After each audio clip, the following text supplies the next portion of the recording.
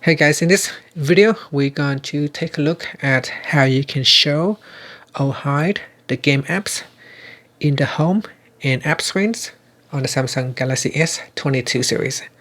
First, tap on the home button to go back to the home screen, and then swipe up to go into the app screen. In here, open up the game launcher. In the game launcher, make sure you go back to your games launcher home screen and then tap on the more button. From the pop-up menu, tap on settings, and in settings you want to go down and tap on show game apps. In here, if you want to hide the game from showing in the home screen or in the app screen, then choose in-game launch only. So if we do that, then you can see in the app screen you will not be able to locate your games.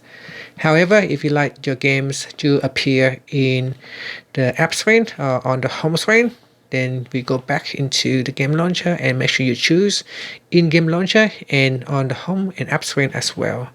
And that way your games will be showing on the app screen. You can see it will show in the app screen as well as on your home screen. And that's it. Thank you for watching this video. Please subscribe to my channel for more videos.